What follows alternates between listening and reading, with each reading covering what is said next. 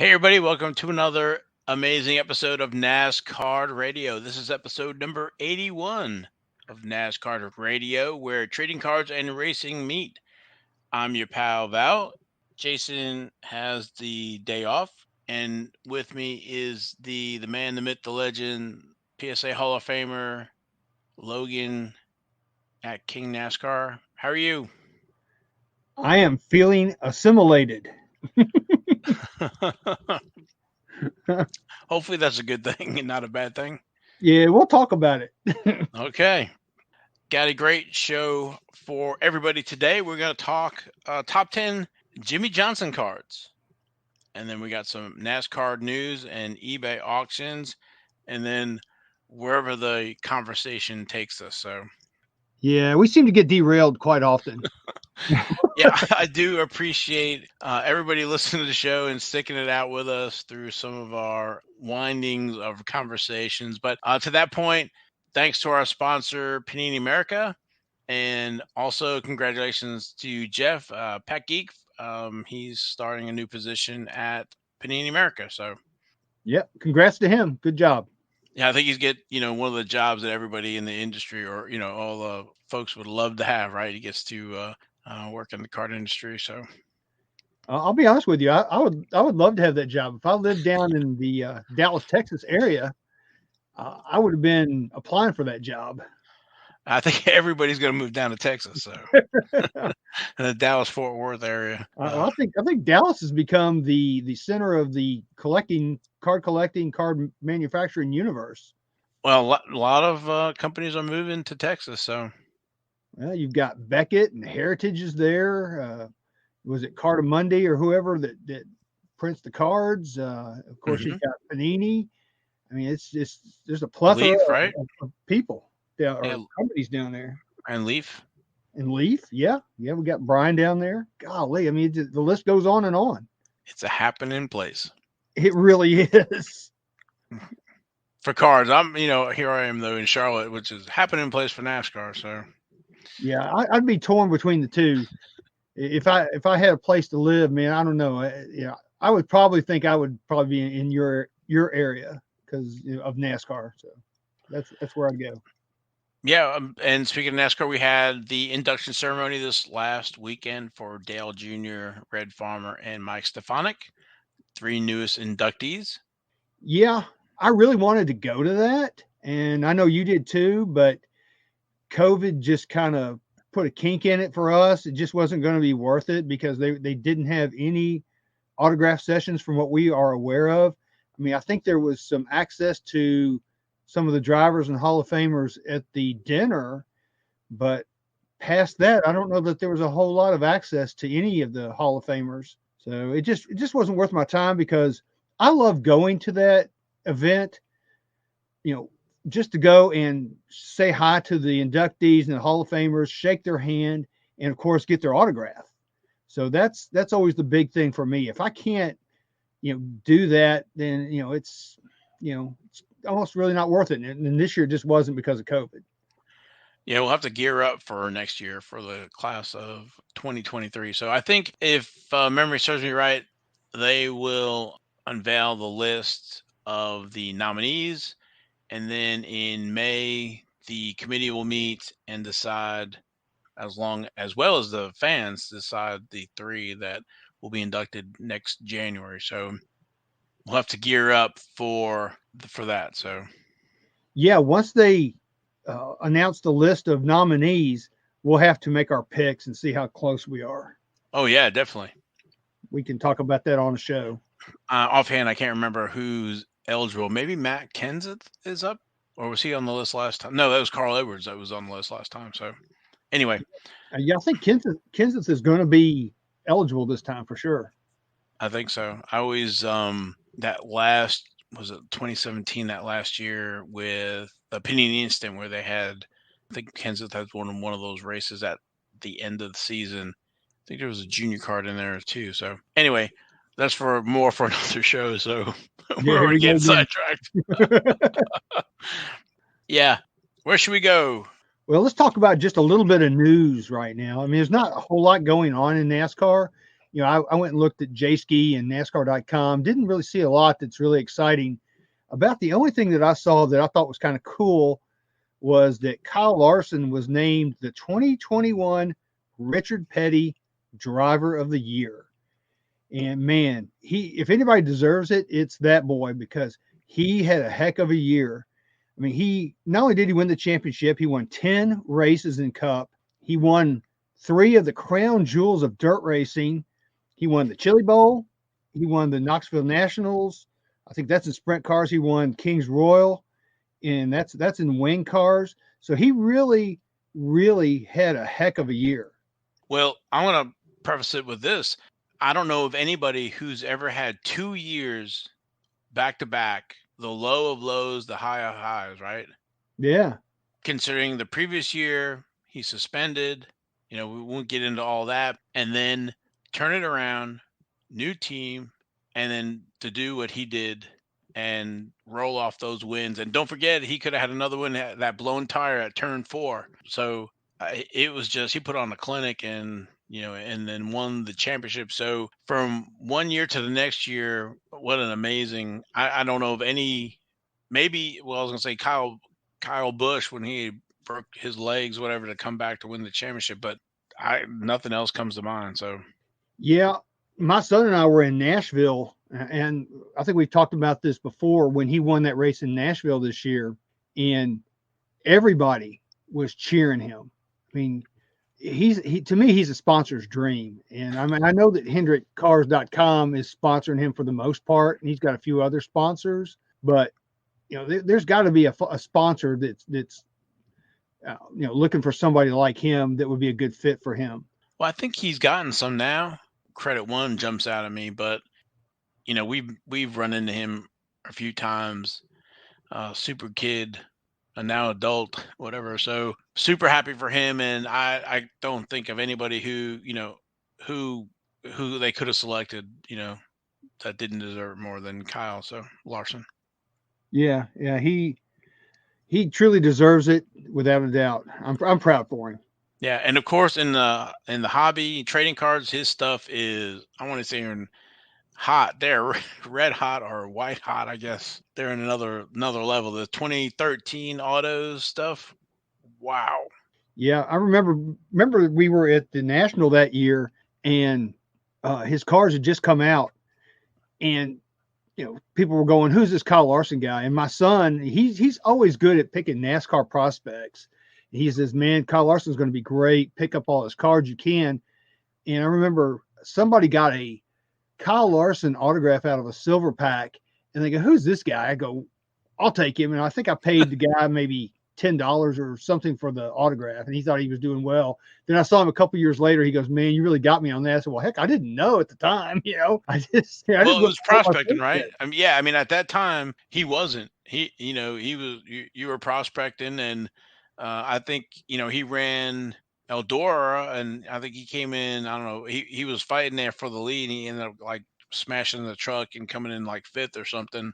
Because he later said, "Well, I shouldn't have been fighting so hard for first place. I should have just settled for second, because the money that I would have got for second was better than I got for 5th or whatever it was." So, but that just shows you how determined he was to win, and and he was running Chip Ganassi, and did decent. I always say he was a great driver for a good team, and now he's still a great driver for a great team. So you see the difference in the results. Yeah, and he was motivated. Yeah, he was. He was taking a run of the mill car and putting it up front, and that's something that like Cale Yarborough was really good at back in the day. He would take a so-so car, and he could push it and get it up there and have a good finish, whereas just a run of the mill driver would have had of course run of the mill finish. So in that respect, he's kind of like Cale Yarborough.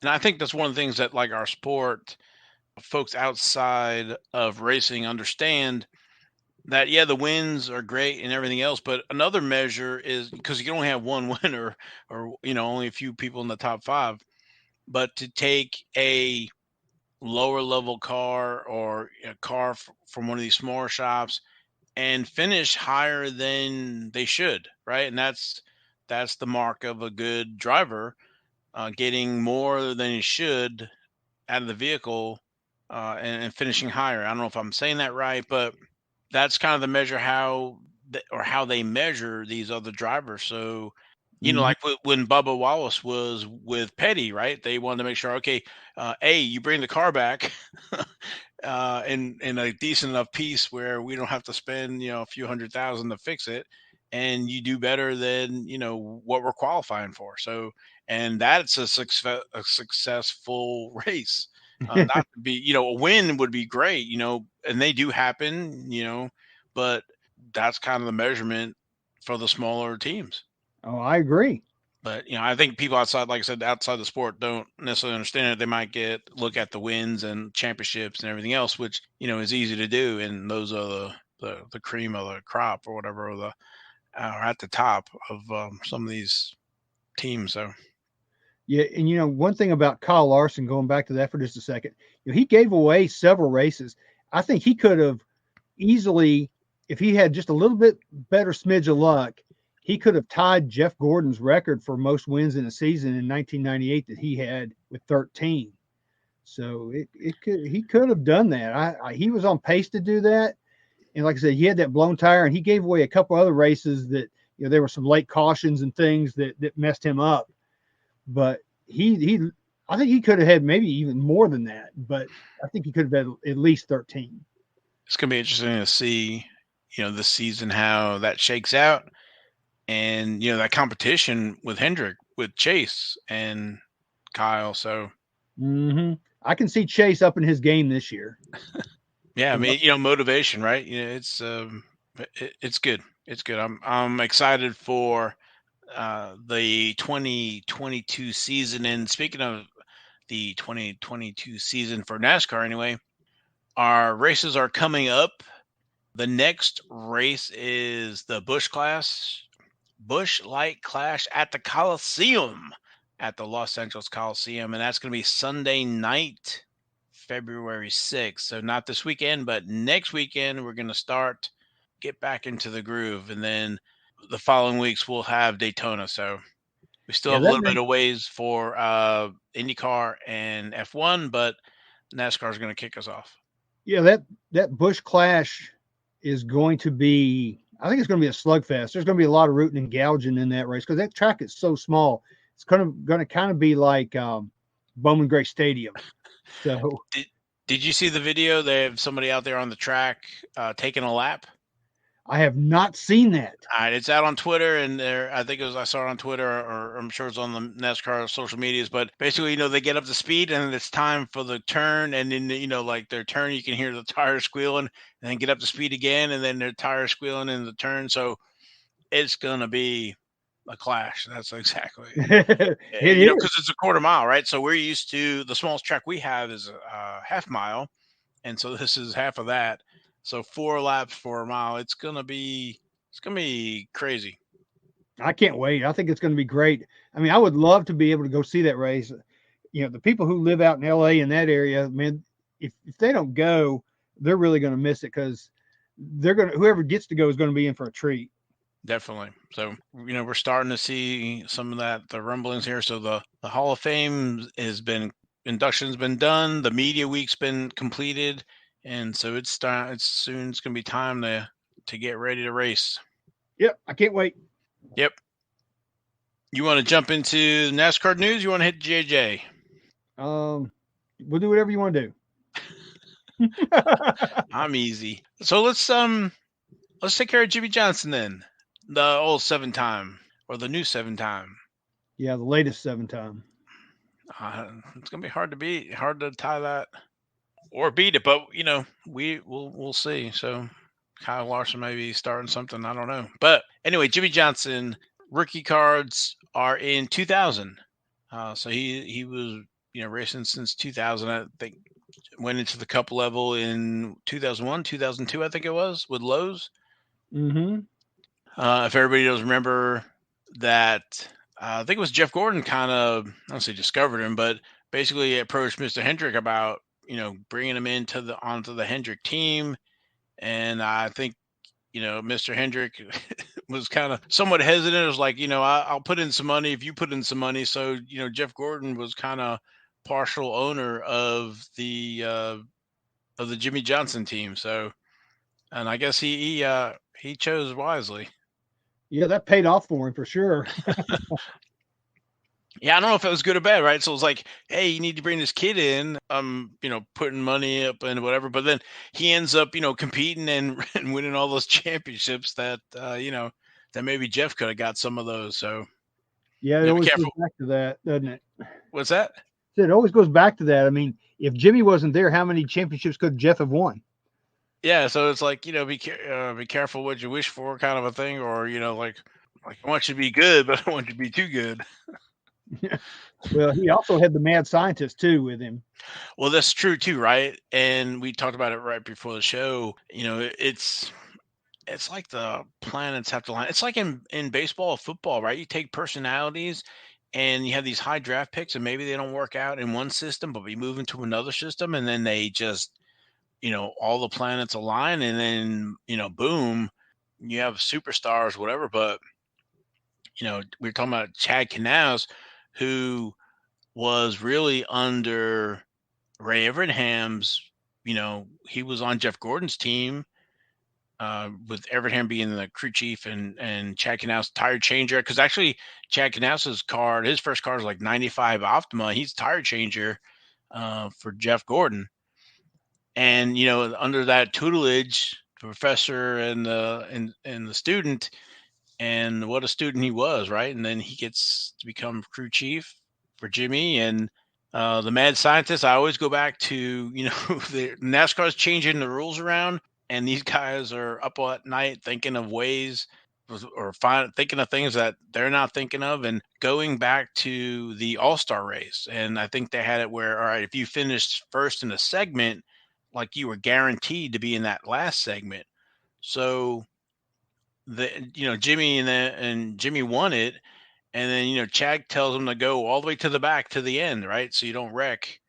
And then, that was legal. And then they changed it and said, well, no. Now it's going to be the average of your finishes, so that, but Chad found, a loophole there and that they didn't think of to exploit. So, and that's, I guess, what the crew chief's, not necessarily his job, but to kind of, deal with the people and the track and the calls, the pit or gas or whatever it is, and just everything. And so, like I think you had the mad professors, and you have Jimmie driving, and what a combination, right? 7 championships.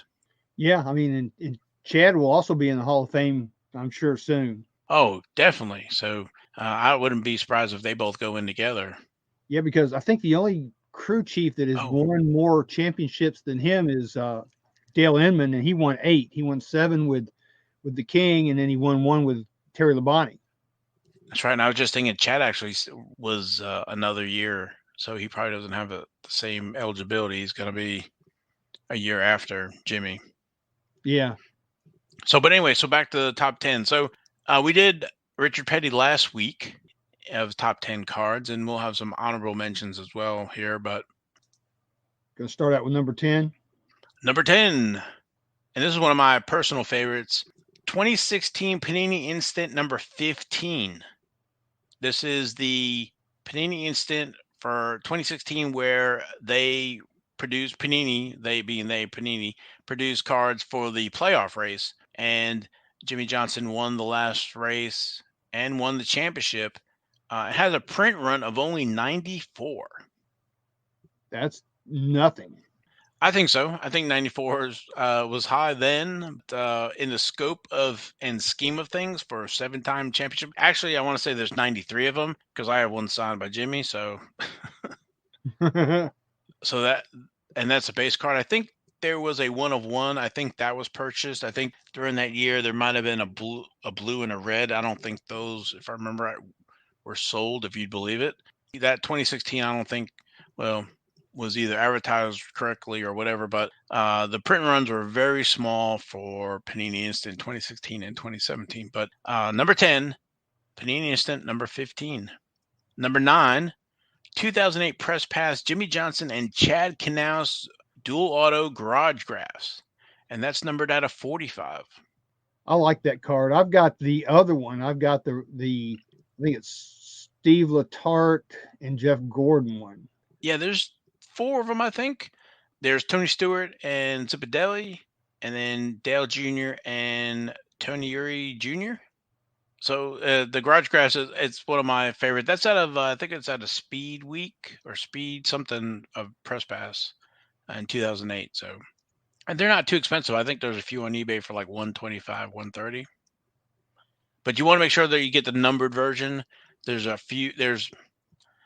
I'm trying to track down why there's some that are numbered and not numbered. PSA will not grade the non-numbered ones. You want the ones that are numbered out of 45. Number 8, 2000 and Max, number 60, Jimmie Johnson. So that's rookie year, and that's the Max version. Number 7, 2000 Maximum, number 38. That's also a rookie. If I remember, that's like a white border. The 2000 Max, I think it has some purple and some other stuff in it. It's a nice card. Same with the 2000 Maximum. And then number 6, because this is kind of the foil version, a little harder to get, the 2000 Upper Deck Racing number 38, another rookie. So yeah, that card is kind of prone to a little bit of chipping because of the foil. Yeah, right out of the pack, bent corners and everything else. So it's a tough one. Yeah, it's a tough one to get graded, or graded high, I should say. Yeah. You want to take 1 to 5 or 5 to 1? Yep, number 5, 2000 SP Authentic, number 39. I like that card. It's got pretty much a white border around it, and it's a pretty card. And those things grade pretty good. And it's just got like a portrait shot of him in his Alltel uniform. Yeah, so this is the base version. You'll get 1 or 2 of these per 2000 Authentic box. I can tell you from experience. Yeah, and this one could be considered possibly a NASCAR glamour card because it's pretty iconic. When you see it, you know it. And like I said, they grade well. And it's just a fun card to have. I like that card. That's it, Jimmie with his all-tail uniform and his rosy cheeks. Oh yeah, and he was a little pudgy back then. He wasn't quite as skinny and working out like he started to do. He had a little pudge to him at that point. I think that's why we like these rookie cards, right? It's like you look at him and the potential and everything else, and then it turns out you're looking at a 7-time champion there. Yeah, so number 4, 2000 SP Authentic, number 67. It's the Performance Overdrive card that's limited and numbered to 2,500. So that card, it's kind of like the Tom Brady card of that same era, where his cards were limited and numbered as well. This card, you can find them. They're out on eBay. They pop up, and usually there's one out there. Seems like most of the time, but you got to look at those things closely because the corners get messed up, and they show wear real easy. So trying to find a good example of that card can be challenging. Yeah, it's a tough one. Like you said, it's kind of short printed. I think the only difference or the thing that hurts it is that there's a base, Jimmie Johnson, as opposed to like Tom Brady. There's no base Tom Brady. It's only that short printed one, and that's it. So we had the 2000 SP Authentic has a base, that number 39, and then the short printed number 67. So I think because that number 39 is more of the glamour card or the iconic, that people forget about that 67, that folks that aren't maybe astute in NasCard trading cards, know about that number 67. That's true. That's very true. I mean, I don't think I ever pulled one out of a pack, and I didn't really realize that card till years later that it was out there. Right. And I think it just happened to close in a few days ago. Maybe we'll talk about it in NASCAR news, but there was a SP Authentic number 39 that closed, a PSA 10. So we'll talk about that. What kind of price that brings. Yeah, that'll be cool. Okay. All right. So number 3, the 2000 Maximum Young Lions number YL9 Jimmie Johnson card. This card to me is the absolute coolest, neatest, most fantastic insert of Jimmie Johnson that you're going to get. It's a die cut card with a black lion traced out in gold with a picture of him, on top of this lion. And if you have never seen this card or haven't tried to get one for yourself, you're missing out, because it is nothing short of amazing. I love that card. I don't have one graded, but I think I've got one off the PSA. It's been there a year. But it's a beautiful card. It's a cool card. And to me, it's his best insert card. What do you think, Val? I agree with you. I love this card. It goes back to the, potential. It's a 2000. It's die cut. It's out of the Maximum, I believe, right? Yes. And I've opened a few of these boxes because you could actually find them a few years ago. These young lions are only one per box, and I think there's 9 in the set. In the set, actually, because I'm thinking about trying to get these not graded, signed, of course. But Matt Kenseth and Kevin Harvick come to mind and then in this set. So, Jimmie Johnson in it, and so it's a tough insert, one per box, and there's a few cards in the set, and then you have the Jimmie Johnson. So I think this is one of those under the radar that I didn't know existed until, I don't know, it was about 5-10 years ago, I guess, that I ran across, and I was like, oh, this is really cool. Knowing 2000 was Jimmie Johnson's rookie year, and then realizing that there's an insert one per box. So I think time goes by and we kind of forget about the inserts, or we forget about the odds of what the inserts were put per box or ratio, whatever. So yeah, we do, just because we see them on eBay a lot. We just don't realize just how hard those were to pull back then. Right. And then how many got in the collections, or how many got not in card sleeves or whatever it is. And because of the die cuts, they're prone to the chipping and bending and stuff like that. So, because I think I sent one in, I thought it was really great shape. I don't know if it came back a 7 or 8. Thought it would get higher, but with the die cuts, all bets are off. So, well, the way they cut it, I mean, it kind of has part of the little cuts of where the lion's mane is, which makes a little triangle and a point. So those little points from the die cut are gonna get damaged if you don't handle that thing with care. So that's probably part of what dings it when it gets graded. And I think the bottom is not flat, right? I think there might be some points or whatever on the bottom. So even if you put it in the card saver, or if you tap it down, you're going to start bending the edges or whatever. Yeah, it's kind of rounded. So think about it. If you throw it in a card saver and start banging it down like you would a regular square card, that thing could shift to the left or right because it's rounded, and it could damage the card. So There you go. Yep, that's a great card.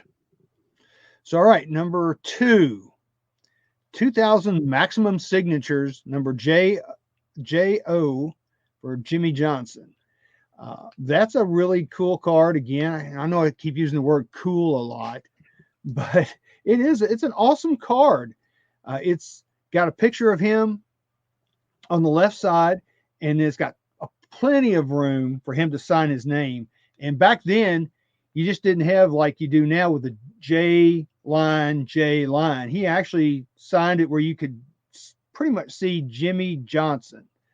Yes, because of course he was doing it. This is early in his career, but it does have like a purple and orange border around it, so it is a little susceptible to being showing wear. And something else I've noticed about those cards, and you got to be careful with them, is I think he signed some of them with a different kind of Sharpie, because I've seen a lot of those that are faded, with the autographs that are faded.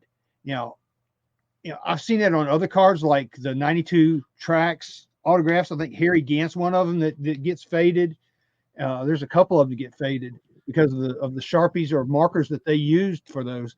And that's kind of the same way with this. So if you're on the hunt for this card, I would definitely, zoom in on it, make sure the autograph looks good, doesn't look faded, and doesn't look, kind of, dried out or anything. But there's a lot of good examples out there still. So, but this is a pretty iconic card, and you can find them. They're fairly plentiful, believe it or not. You can find them on eBay pretty readily. But I like this card. I mean, what do you think about it? The 2000 Maximum. This is one of the ones I do not have yet. This is one I've been eyeing for a few years, and for whatever reason, just haven't pulled the trigger on it. But I love the autograph because he's dotting his I's. I don't know, there's something about the purple and the orange. To your point, we have some dark orange corners and black corners from the flag there, and the purple. So it is, condition kind of sensitive, but I think it's a great card. Early signature of Jimmie Johnson. It's got a nice close up of his face and the all tail hat he's wearing and that blue Sharpie. So looks great. All right. So drum roll, please. Number 1, 2000 SP Authentic Sign of the Times, number J.I. Jimmie Johnson. I love this card. I love any Sign of the Times cards that, like Earnhardt and those guys. This is probably his most iconic autographed card, if you ask me. Again, we were talking about the signature. You can, if you look at it, it's got, like Val said, it's got the 2 dotted I's, and you can see the H and Johnson and things. So the autograph is nice. I've seen a lot of cards again with like this one. Some of them are faded, and it just, I don't know what happened. I don't know if he again had a bad Sharpie or didn't use a Sharpie or what the deal was. So, kind of watch those. But for the most part, they're really good. I do have one of these cards. I've had it for a few years now. The crazy thing about both of these top 2 cards is they're plentiful, and good gosh, this guy is a 7-time champion, for crying out loud. And you can pick one up, I think, easily under $200. I mean, that's a bargain. I mean, that is a bargain. I mean, compared to these other sports, you can't beat that. But it's a beautiful card. Like, it's got, for the most part, it's got kind of a white border. It's got some gray, like diagonal, I don't know what you want to call it, streaking or whatever across it. It says Sign of the Times, and it's got a portrait of him on the top. And like I said, there's plenty of room on him on the bottom to sign. So it's just, like I said, it's his most iconic autograph card for sure. Yeah, definitely. And they leave so much room for the autograph for that Sign of the Time, and it's that white background with that blue Sharpie. And like I said, this is his first auto, and you can see the dotting of the I's and the H in Johnson, and we know the drivers' autographs change over time, and it is one of those iconic cards. So I've actually pulled one of these out of one of the SP Authentic boxes I picked up. So that was a treat because I was thinking back, in 2000, you probably be like, who is this? You probably want the, Bill Elliott or Otto or whatever. But yeah, I pulled Jimmie Johnson. I think it came back at 9, but I was pretty excited to pull old seven time there. Yeah, it sounds like me when I pulled the 92 tracks Jeff Gordon. Yeah. But yeah, it's I think it's well deserved for card number 1. It is plentiful, but it's not. They're slowly driving or drying up. I think with people speculating or wanting to pick up these cards of these iconic drivers, that this is kind of a no-brainer. Like I said, it's in our number 1 list, so it doesn't take much for other folks to realize that and to snatch those up. So. Yeah, so I guess we can talk about some of the honorable mentions that we have on, of Jimmie Johnson.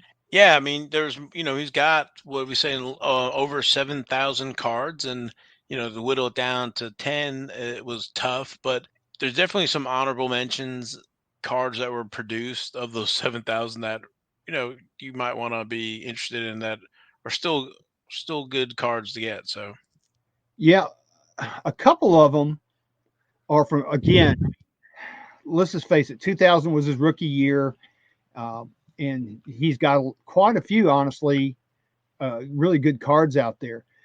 The other cards that, like I said, are honorable mention to me are his 2000 maximum MPH, or mile per hour, number 38 die cut card. And that card is only numbered to 92 cards. And they also have the same card, and it's numbered to 250. So they have two different versions. I think one's like a bronze color, and I think the other one's maybe a silverish color, I think. But those are pretty limited. I luckily have one of each of those, but they're hard to find. They do pop up on eBay, but they're not very plentiful.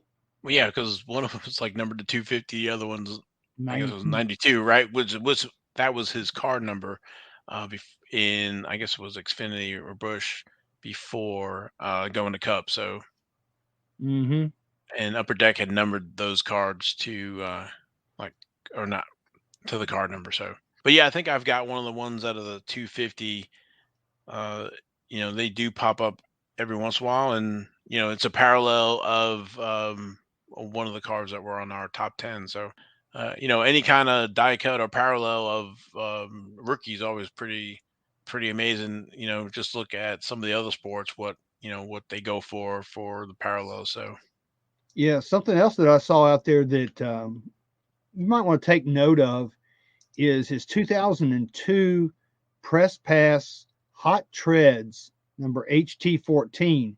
It's limited to 1,555. I don't know where they got that number from, but that's his first memorabilia card, because Press Pass is usually the first set to come out with Press Pass back in the day. That was the first one that came out each year, and they had the hot treads of him in there. So that would be, at least in my opinion, his first memorabilia card. So that one would be a cool one to find. The first memorabilia of old 7-time. One of the ones I like is the 2001 Press Pass.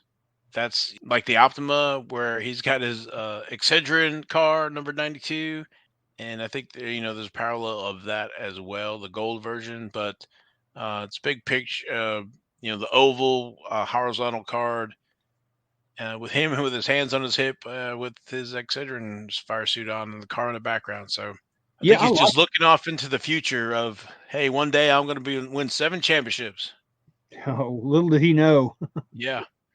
Yeah, that was around the time I think he tried to kill himself too over at Watkins Glen. And you were going to say something about this card? Oh yeah, I remember having that card back in the day and sending that off and getting him to sign it. And the back in those days, of course, he would sign and send back. So luckily, I've got one of those autographed from him. Oh, that's awesome. Yeah, it's cool. Yep. All right. One of the other cards that I like is his 2003 Press Pass Eclipse skid marks. There you go. Race used tire card number SM8.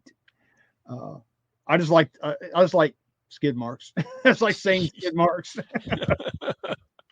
Yeah, and the skid marks is a parallel version, if I remember right, and they've used like pulverized rubber and then printed that on the card to give it an effect.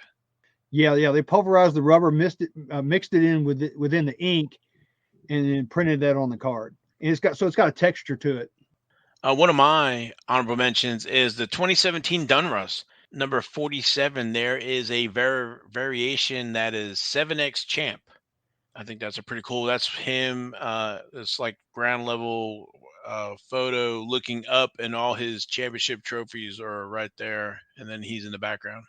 And of course, it's a variation or it's a short print. So, well, me being a fan of the King, I like this next card that I've got on my honorable mention list, the 2017 Panini National Treasures Dual Signature Materials, number 10, Jimmie Johnson and Richard Petty, out of 25 cards. That's a cool card. There was one somebody got at the National this year. I had just missed getting it. It was like $200 something, and I thought that was a bargain price. I wish I had seen it first, but I was unable to get it, but I love that card. I think it's just so iconic with, each one of them winning 7 championships and both of them being on the same card. It's kind of like the other bookend to the Richard Petty, Dale Earnhardt Tracks card in 92. I toyed around with having Jimmy sign one of those 92 Tracks cards, but I don't know if there's enough room on there to get him on there. Oh man, that'd be something. I never thought about that. That's actually kind of a cool idea. Yeah, like I said, well, me and autographs. So I went through a phase of getting everything autographed. I'll have to revisit that now that you made that comment. So another honorable mention, the 2016 Panini Prism, his first Prism card number 40, and the different parallels. First Prism, I think there will always be a spot for that. Yeah, I think everybody's first Prism card, since it's Panini's first, venture into NASCAR cards, are going to be nice cards to have. I think that you're going to see the 2016 Prism set as a whole over the years gained a lot more respect and, become more iconic because, as we have mentioned before here on NasCard Radio, that we heard from Tim Trout. He said that the 2016 has the least amount of print run of all of the Prism cards out there. And we're seeing that now since we can't, it's hard to find boxes, it's hard to find packs and everything else. So I think, the Prism, I like that choice, Val. I think Prism is the way to go. Yeah, just touching on that, we talked to the guys at Panini about, because I had heard that the 2019 Prism was short printed, and they kind of debunked that and basically said no. 2016 was the lowest, and then they've increased from 2016 and each year. So that puts 2016 at the least printed. So yeah, you can't go wrong with that. Nope. Another card that I like, and I just think in a way, I kind of think it's funny a little bit, but the 2021 Panini Donruss Race Kings number 9, and it's got him with a beard on it, and he doesn't color his beard, and he's got like gray on both sides. To me, it's kind of like a skunk beard. So I kind of like that card just because of that. I mean, I know it's not going to be any kind of valuable card or anything like that, but to me, it's just kind of a cool card. Gotcha. Another one that I like is in the 2016 Prism set, but it's an insert, I guess you would say. It's the Champions card. On this one, it shows him as a 6-time champion, and it's die cut. I just like that champion set. There's only a few in there. I'd love to see Panini maybe revise and bring that insert back to Prism now that they can bring, the Kyle Busch and Martin Truex and other guys that have won, as well as the guys that have won multiple. So yeah, another one that I like is the 2009 Press Pass Eclipse Solar Swatches, and they're numbered SSJJ with whatever number of card, because all those cards together spell Johnson. So there's going to be 8 of those. Is that right? No, 7 of those. I need to learn how to cipher better. Yeah, 7. Yeah, Johnson is 7. Hey, wow, I never thought about it. His last name is 7, and he's won 7 championships. Wow, there you go. But I like those. They're fire suit swatches, and they spell his name. They're just really a neat idea that Press Pass had back then, and I like those cards. Yeah, that's one thing we don't. I guess we don't see out of Panini. That'd be, I guess, pretty cool. To bring that kind of thing back.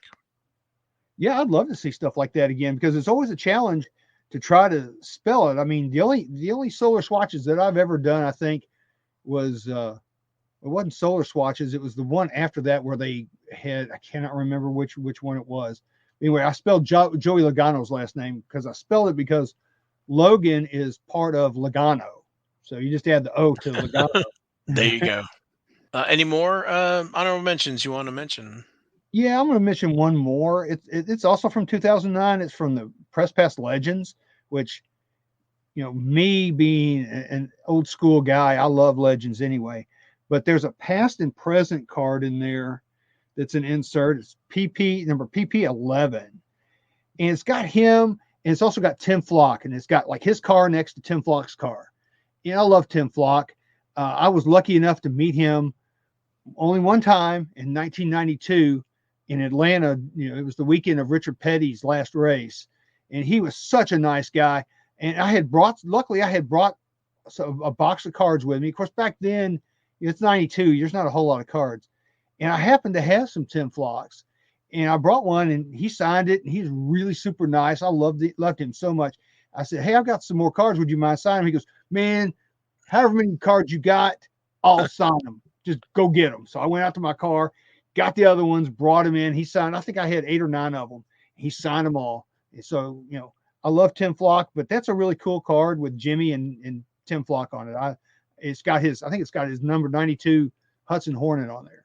So I think it's 91, very, very 91. close. Yep. Oh, okay, that's close. Yeah, now I'm looking at it. That's a cool looking card. That would be something I'd be would love to kind of collect if they had done, or Panini maybe bring something like that to their cards. I know we have some of the some of the legends and stuff in Prism and some of the other stuff, but I'd love to see some of the other drivers, Tim Flock and Wendell Scott and Rex White, and I know we're getting Danica Patrick and Tony Stewart and Carl Edwards and Derek Cope and these other drivers and stuff, but it'd be cool to get some of these other drivers.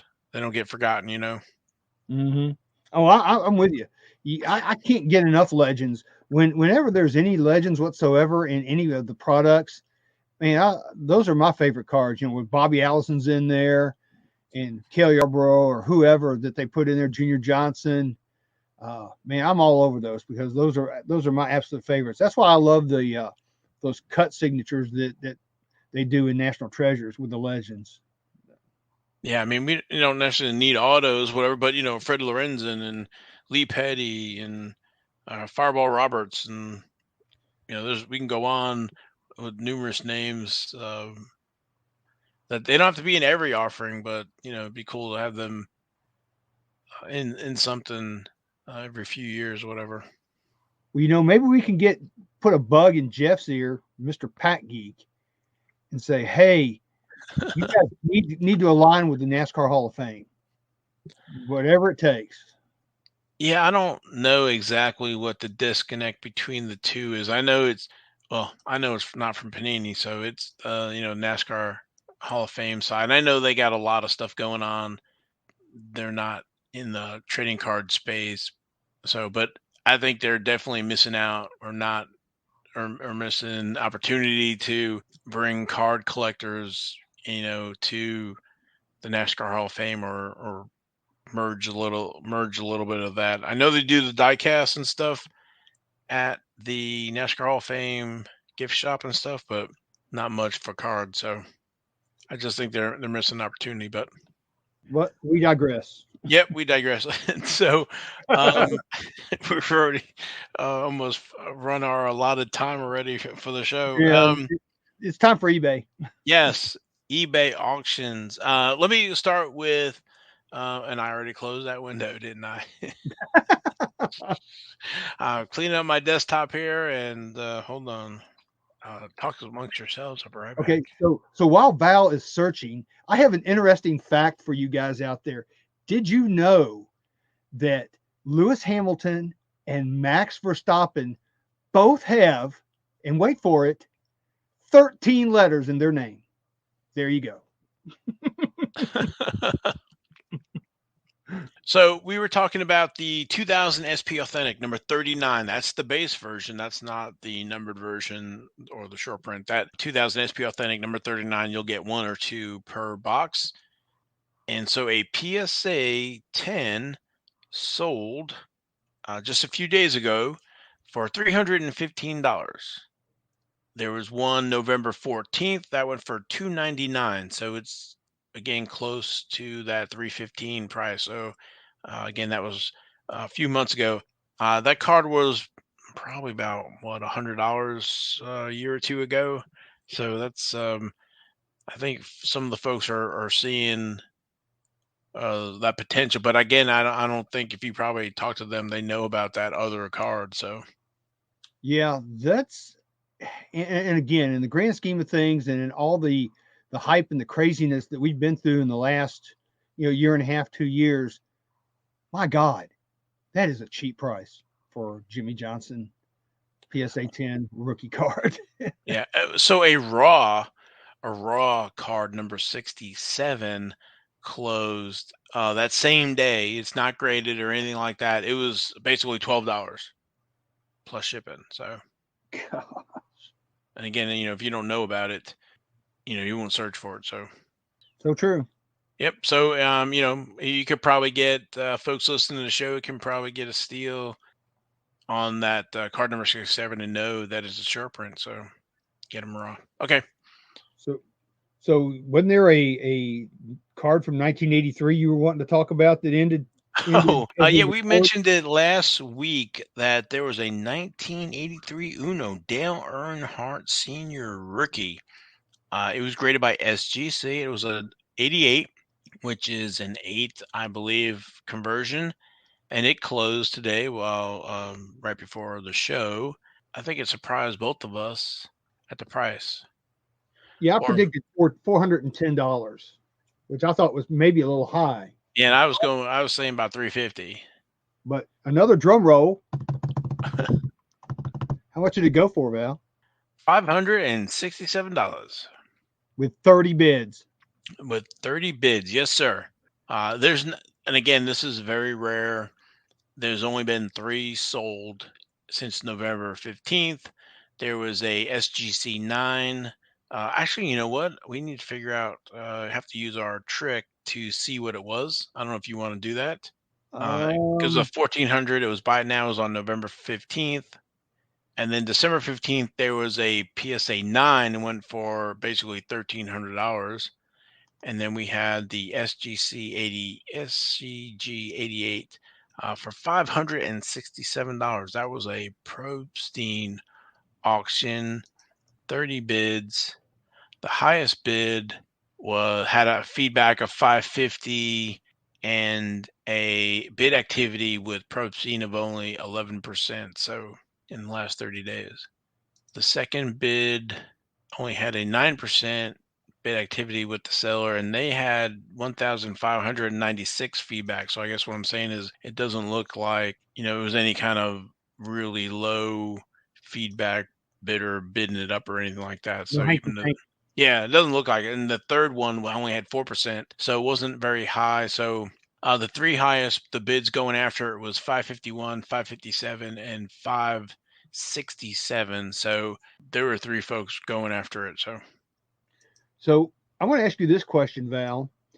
With this being an SGC and it also being an 8, in your mind, what do you think a PSA 10 of this card what do you think it would go for? Just ballpark. I'm guessing, I don't know, 3 to 5 maybe. That's We kind of what I'm thinking.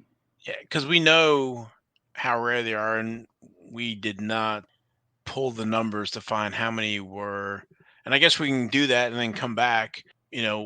How many total population, or how many have been totally graded by SGC, PSA, and Beckett. And I think we had done those numbers before. You may have done it. I don't remember doing that, but Well, we can do that, and then, or does that bring any value?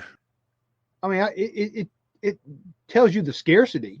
Right. I think that's what we're going for. So, all right, we'll be right back. All right, we're back. Do the miracle of editing.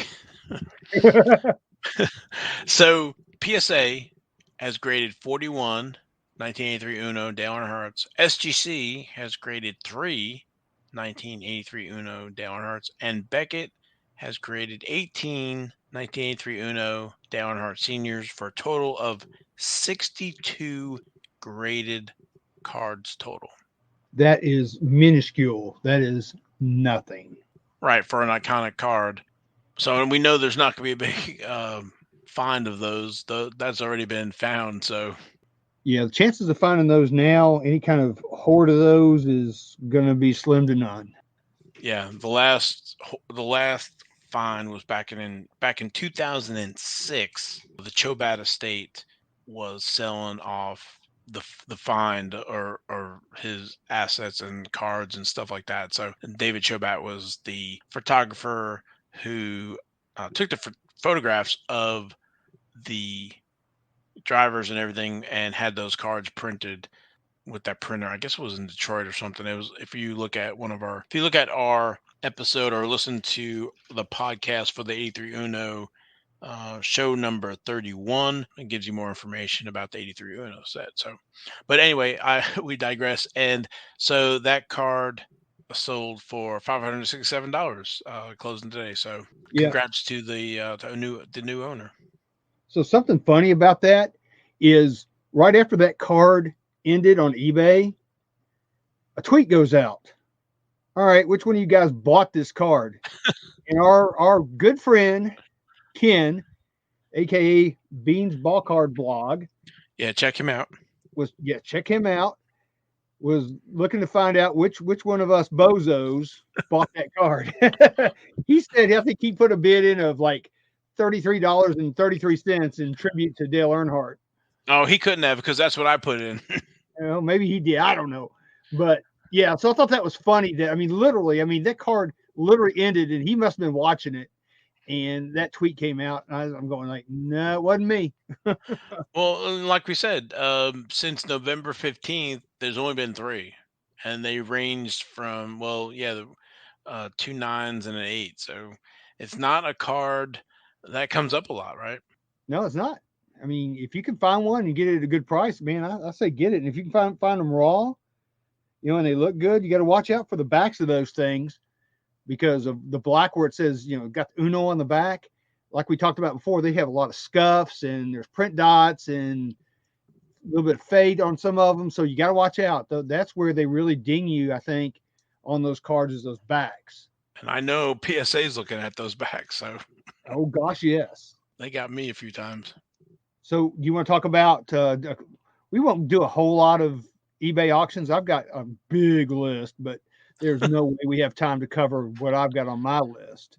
But one of the really cool cards that I saw was, it actually ended on the 26th, was yet again another Richard Petty rookie card. This was a BGS 9. And it went for $272.88 with 11 bids. That's pretty strong for a PSA 9 of Richard Petty in a BGS holder. And what year is that? 88 Max, Charlotte. Okay. Yeah. Wow, for an 8? For an 8. Well, I think that 88 Max is getting more and more iconic as we talk about it. And trying to find wax boxes. I think they're probably 2 something now. Wax boxes? Yeah, probably, because I know the Myrtle Beach are, $400 or $500, and he's not going to be in the Myrtle Beach. Right. So, yeah, something else I saw that ended on the 25th, and somebody, in my opinion, got a steal on this, and I didn't even see it. Like I said, there's so much out there now, it's nearly impossible to see everything. But this was a 1972 STP Buddy Baker. And it went for $69, and it looked good. It had 11 bids, so that was a steal, I think. Wow. Get that sucker graded. I mean, it may take you a little while to get it graded, but get it graded. Well, the last 10 that I remember, the person who got it, they bought it off of eBay and had it submitted and got a 10. So it happens. Oh, yeah. Who was that? That was... oh gosh, I can't remember who it was. Yeah, he had the number 1 set on the PSA registry, but then he retired it and broke it up. I think it was Greg something, Mm-hmm. Oh yeah, I Greg, remember that dude. Greg Wolf or something. Yeah, I know we talk about these things. It seems like every week, but on the 24th, a Dale Earnhardt Max Medallion from 1994. It's the 88 promo card. Mhm. Went for $900. It was best offer accepted. And I actually was able to go out there and use that 130 point website and figure that one out. So that was a good one. That was number 461 out of 1,000. Something I thought that was kind of a funny card, and I don't know, I haven't been paying a whole lot of attention to some of these F1 cards and the pictures and whatnot, but this one kind of struck me as looking funny. This was on the 26th, a Lewis Hamilton 2021 Topps Chrome F1 Sapphire card. It was aqua out of 99. It was a PSA 9. It went for $285. But the thing about it is like, it's got this picture of Lewis Hamilton. And he's like in a t-shirt almost. And it's kind of low. So there's a lot of space above the card. And it looks like he's almost like running for the burrito truck or something. And he just, it's like, it's not a very flattering card of him. I don't know if he approved that image or not, but I just thought that was a weird looking card. It's like, oh man, give me some more donuts or something, because it just had that vibe to me. But I just wanted to mention that one because it just was kind of funny to me when I saw it, because I'm all into the funny cards with the funny names and funny pictures. So that just struck me as looking a little funny. Some other things that I saw out there, and this one astounded me actually. This was on the 22nd. 2021 National Treasures Cut Signatures, which are the cards I like the most out of that set. Tim Flock, who we were just talking about, number 2 of 4. Somebody went click and paid $500. Buy it now. Wow. Yeah. That card, I'm sorry, but that card is not worth that kind of money. I love Tim Flock, but I don't even think it's worth, in my opinion, it's not even, shouldn't even go for half that. But somebody wanted it, and that's fine. I spent extra money on things because I wanted them, so I get it. But I think $500, that was a heck of a price for that card. Yeah. I guess maybe they're working on a set, or I don't know. And in the same light, on the same day of the 22nd, another Panini 2021 Panini National Treasures cut auto of Glenn Wood, Hall of Famer. Again, this was number 2 of 4. I don't know where all these 2 of whatevers are coming from, but it went for $150, best offer accepted. So that's a more reasonable price. If I had seen that, I probably would have maybe, I don't know if I'd have done 150. I may have done 100, 125. But so that's some pretty strong prices for those cut autos. One of the things I was seeing for the F1 collectors, the F1 Topps Lights Out, those are now starting to be shipped. So they're starting to get in the folks' hands. That's a 40 card set. The checklist looks like has not been released. And you get 25 premium Formula One trading cards per box. That was an on-demand set. That was pretty much on demand for about, 30 minutes. But right now, it looks like on eBay, they're selling about 200 to 30. I want to say they were like 40 pounds or 50 pounds originally. So those are starting to hit.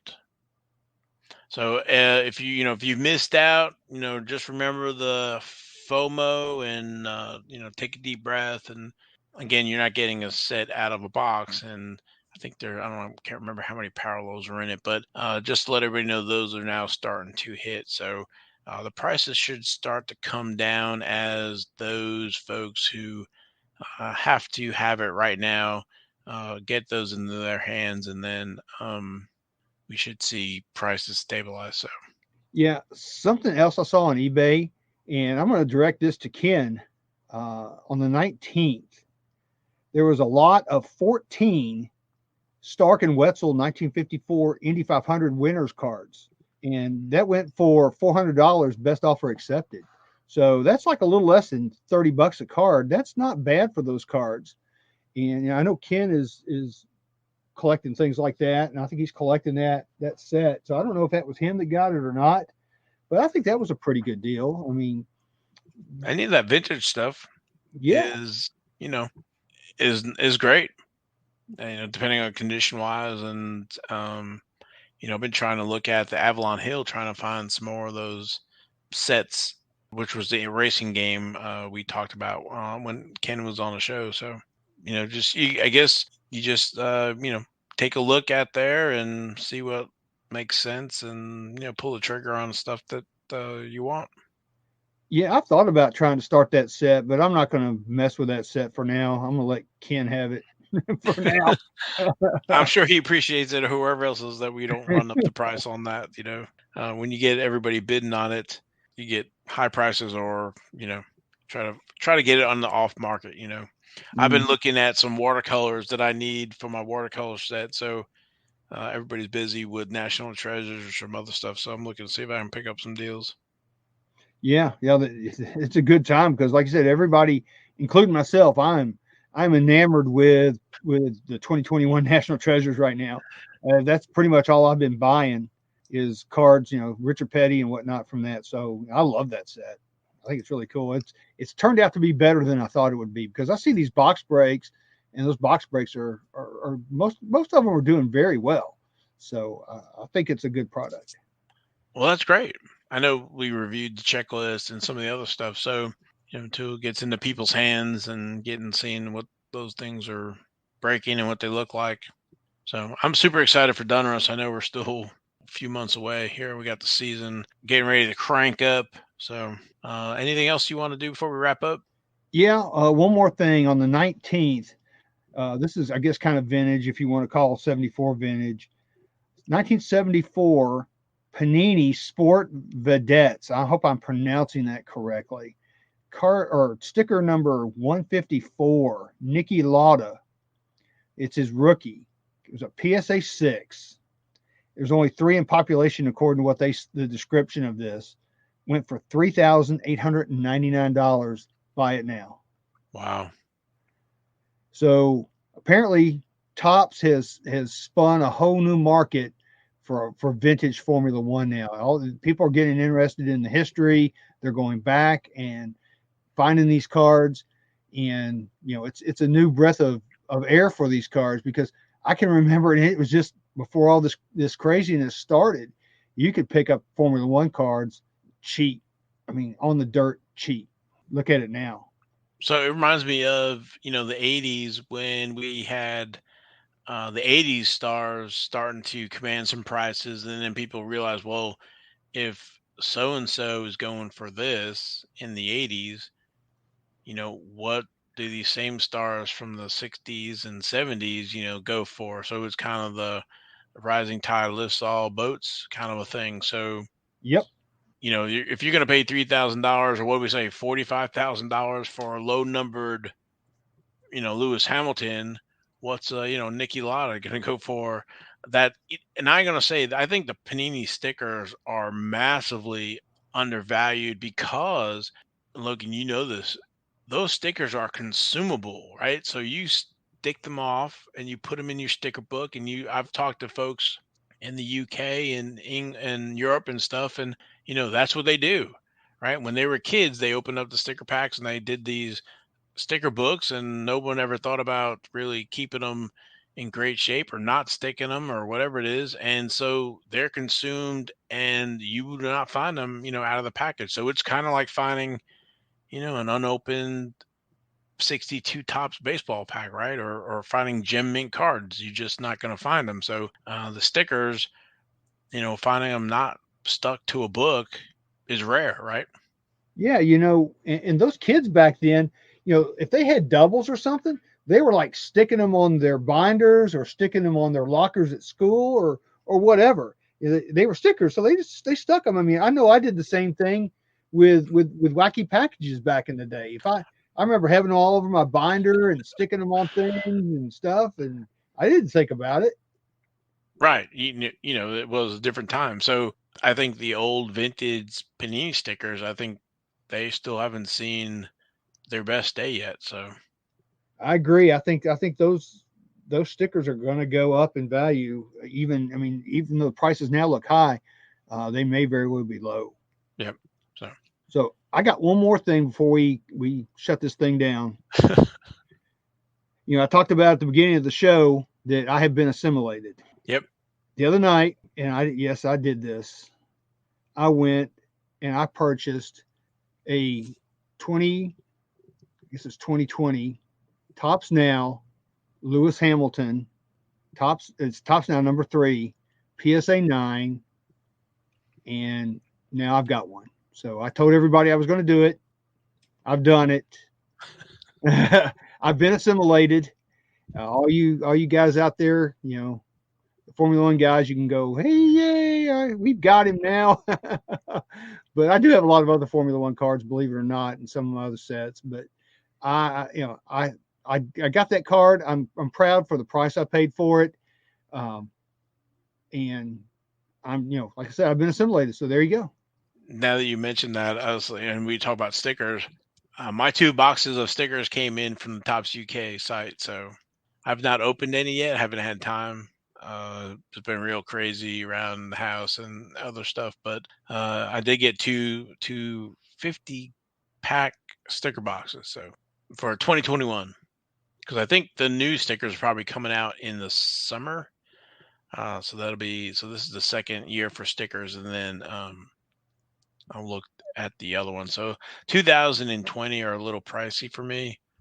I think there's only 30 packs to a box then, and I think they're like 85, 90 pounds right now, which is, I think it was like 100 something. So Yeah, the pounds price sounds better since it's lower. yeah, but with shipping and everything else. But anyway, so yeah, we're kind of, I'm gonna say, all in on F1. So I'm looking forward to the NASCAR season, the Indy season, F1 season. So if you're new to NASCAR Radio, we'll be following all those, and also with the spin of the trading cards, so, and stickers. So Yeah, I can't wait for the season. So let's bring on the racing. Let's get it cranked up. yeah. So for me and Logan and Jason, thanks everybody for listening. Please like the podcast, leave a review. It helps us find new listeners to share our knowledge and share the show with. And we appreciate everybody sticking around this long, listening to the show. And thanks to all the listeners and, of course, our sponsor, Panini America. So for me and the guys, we will catch you next week.